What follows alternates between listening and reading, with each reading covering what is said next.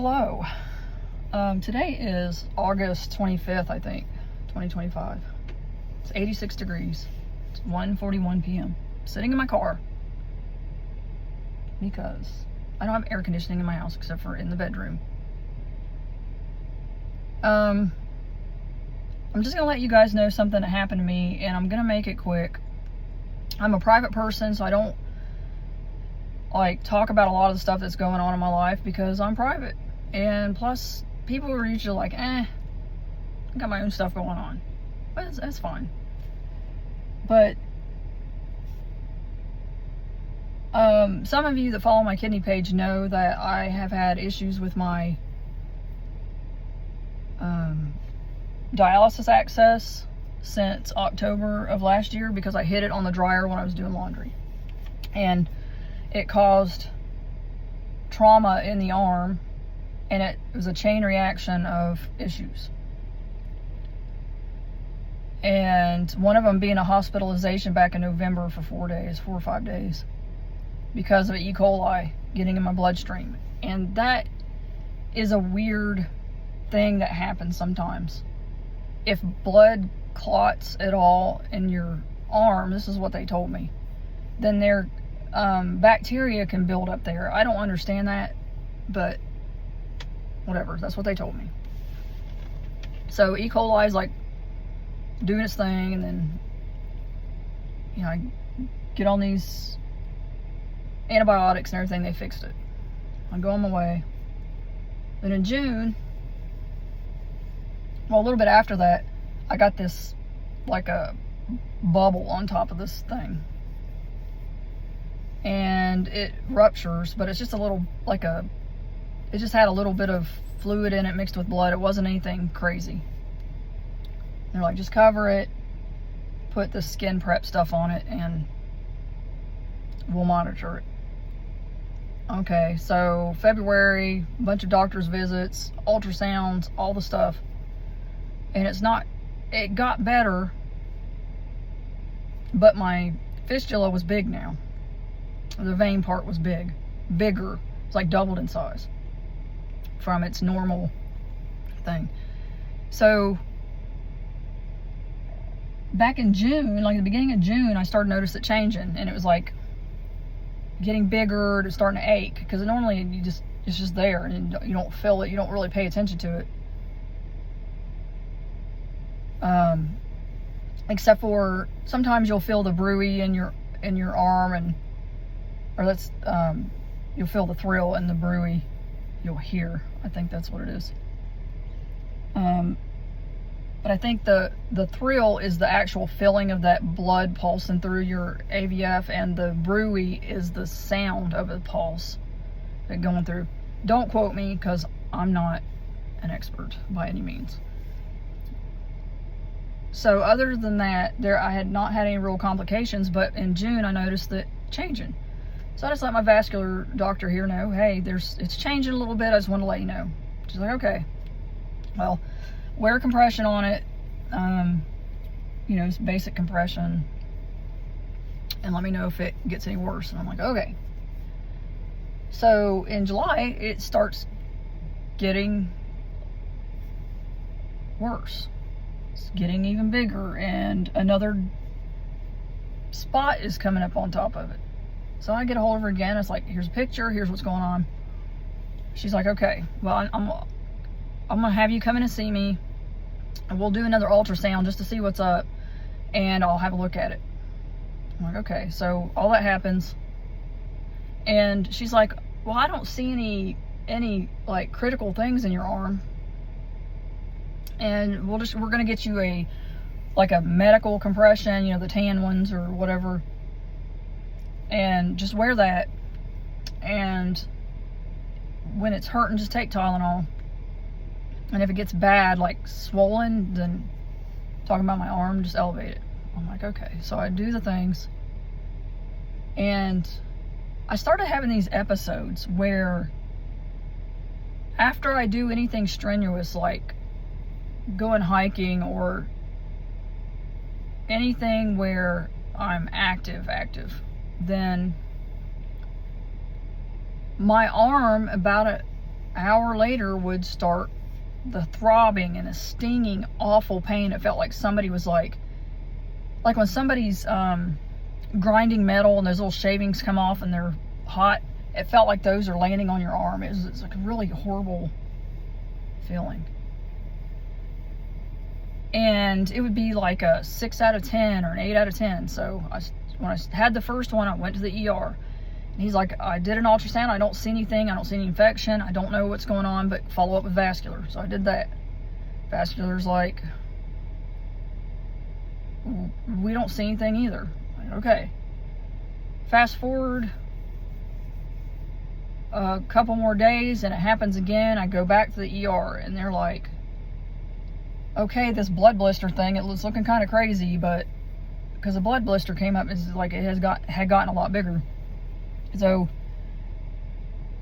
I'm like, okay, something's up, and I'm gonna keep coming here until you guys do something, because it's not getting better with the things that you're telling me to do. It's just not. I'm like, okay, well, now we need you to keep wearing a compression sleeve and elevate it more, put ice on it, you know, see if it helps. Take your Tylenol. Okay, cool, I'll do that. Go home, and I'm still having the episodes. So I figured out that when I'm more active, the episodes happen in the evening, but it was about an hour and they would be gone. So I thought, maybe this is part of it getting bigger. And the doctor wasn't concerned, the vascular surgeon wasn't concerned, but when I went to the ER, when they said they didn't see anything, they still gave me fentanyl to get rid of the pain. Now, fentanyl's used in surgeries, but I'd never had it administered as a pain medicine, because usually they'd be like, oh, here's some Percocet, here's some that, but I'm allergic to that. Not allergic, but I have reactions to it, so I just tell them I'm allergic, I don't want to take any of that stuff. The fentanyl took the edge off, but I was in so much pain that I was shivering and bawling my eyes out, and they're like, well, we don't know what's going on, but we're going to tell you to follow up with vascular. So I did. They still didn't seem too concerned about it, even though this thing's growing and growing and growing. And I keep sending pictures to the vascular surgeon. I'm like, look, this is getting bigger every day. That's not okay. It's big. It's like, first it was like a golf ball, and then it was like,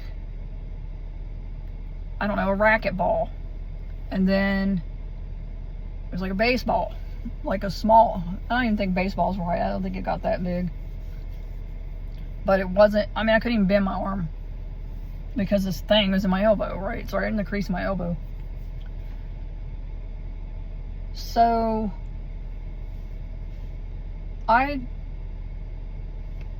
on the 13th, I had 2 episodes. I was driving somewhere, and when I got home, an episode started, which was weird because I don't drive. I've been driving with my right arm and just leave my left arm kind of just relaxed.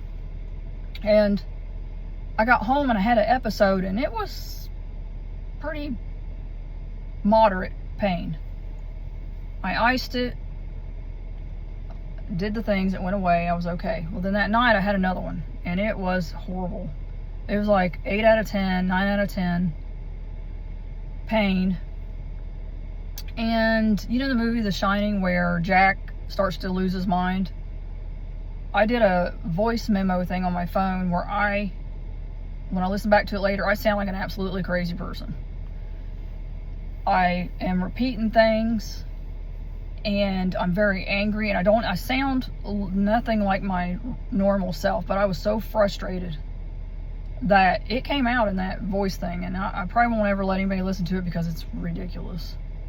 But it also shows how frustrated and how much in pain I was. Okay. My doctors are telling me, no, everything's fine, everything's fine, everything's fine, do this, do this, do this, but they're still not taking me seriously. So I'm in excruciating pain. I decide to go down and sleep on the couch thinking that partial elevation will help with my arm. And I, at some point, fall asleep on the couch. And about an hour and a half later, I wake up, like straight wake up, and I looked straight down at my arm, and I had the compression thing on it, but it was like more of a tube bandage than anything, because the other compression thing she gave me, I had to stop wearing it because it made the pain 10 times worse. And I told her that, and she's like, well, we're still going to we're going to refer you to Boston on Thursday. It's coming Thursday. Okay, whatever. Like, you guys are not taking me serious. This is urgent. I'm big on the ER, like, every other day. But I wake straight up, look down at the bandage, and there's a blood thing about this big, and I thought, oh, that blood blister finally leaked out. So I peel back the bandage. I'm like peeling it back to look at it, and arterial blood starts squirting out of my arm. Like across the room. I'm like, oh, okay, I guess this is how I'm gonna die then. So what's the right thing to do when you realize that they say, well, if this thing ever goes, it's gonna go and you're gonna bleed out. That's it. You don't have any time. You're just done. You know, they keep telling you that, and then you're looking down and it did the thing. And you're like, well, this is not good. Maybe I should call an ambulance. So, because I was completely freaking out, I jump up and run upstairs, spraying blood everywhere, to try to find my phone. That was downstairs up underneath me if I had just looked. So, looking like a murder scene up in here. And I hurry up and go down. I call 911. She's trying to calm me down. She's got them dispatched, the ambulance and everybody. And I think I'm dying. And I'm getting lightheaded. And I'm trying to keep my hand over the hole, because that's what you're supposed to do, right?